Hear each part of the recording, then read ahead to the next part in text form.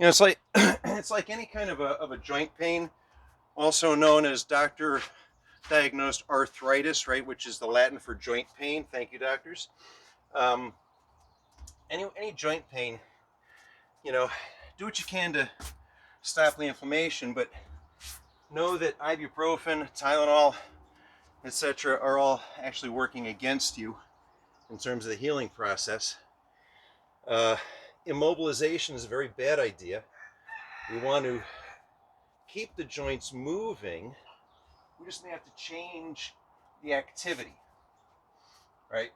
So, probably an interesting one when you get a little bit more pain free would be the fingertip wall push-up. It almost seems too easy until you do about 50 of them in a row. But I'll shoot a little video of the fingertip wall push-up and send it out to you.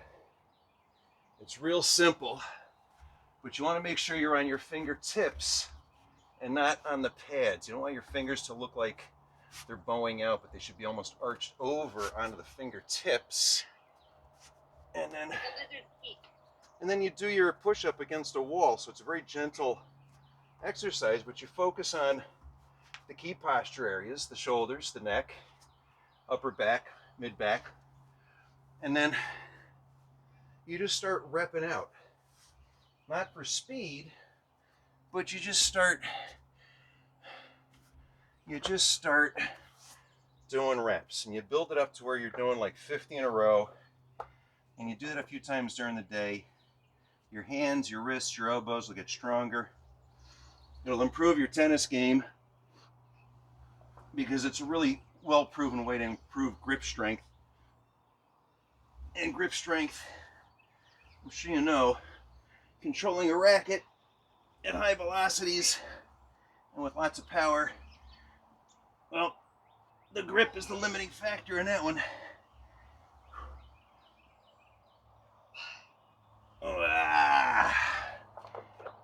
Love the ab wheel. Also works your grip. All right, clean and press. This is third round. All right. Tight brace. Real tight brace.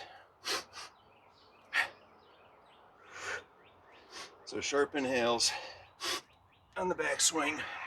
Pressurize the belly.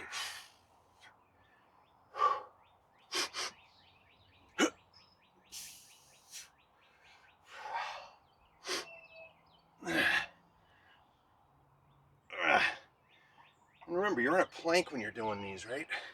So you're lined up in the press. And pretty much everything else. The only time we lose that plank alignment would be, well, actually not in this workout at all. Every exercise maintains a neutral spine in this routine. Now, if we're doing like frog crunches or ab exchanges, then we're gonna, I think this is 6, huh? Then we're going to bend our back a little bit. All right, where am I? Straight bridges.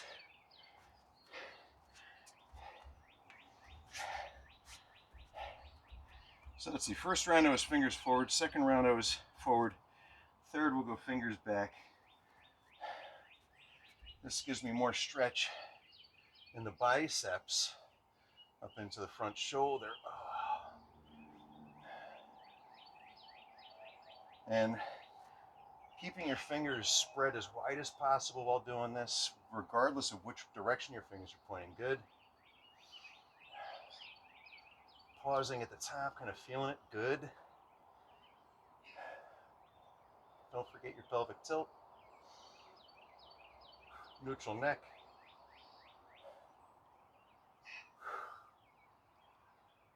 Elbows are straight. I'm squeezing through the triceps. But I'm feeling this mostly in the biceps. What are you doing?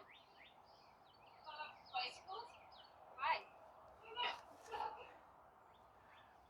Catherine, how long have you known Anna?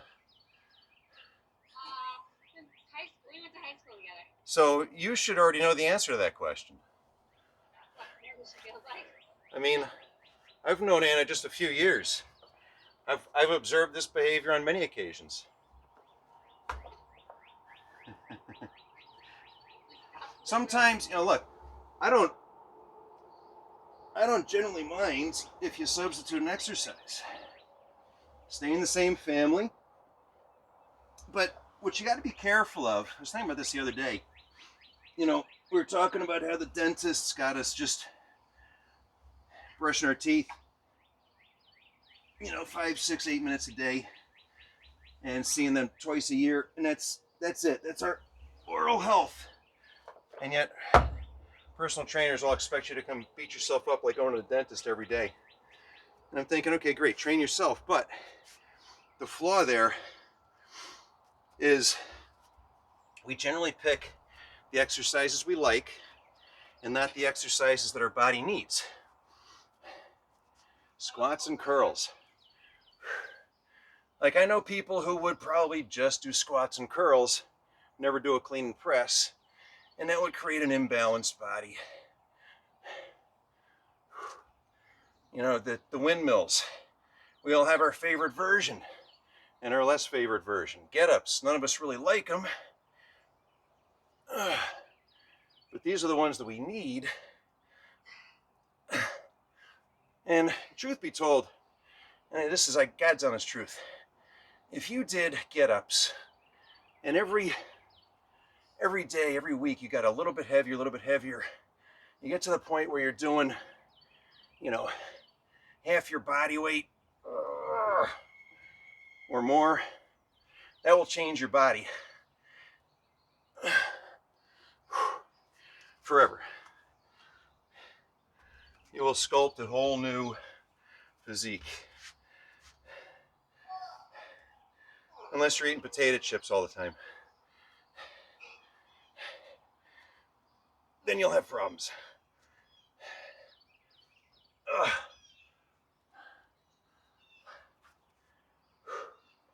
And you think about the quote-unquote Hercules. These guys didn't have, gyms and stuff. They did combat training, and they lifted heavy things up and down.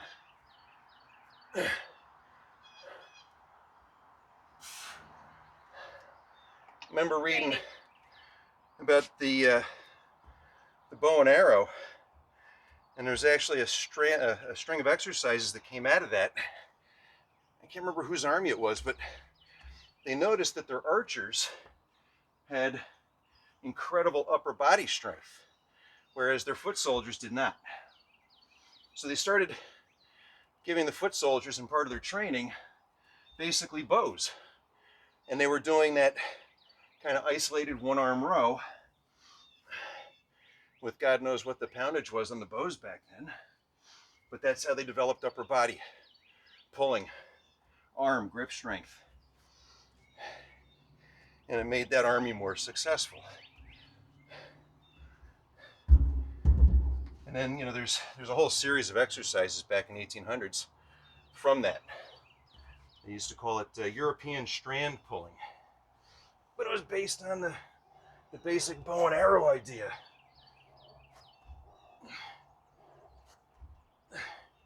All right, I'm going to call it quits. Thank you. Oh, yeah. 3 is good. Okay. I'll see you Wednesday. Yep, take care. Okay. So for the home players, that was round 3. Extra fun. Plenty for me. Enjoy.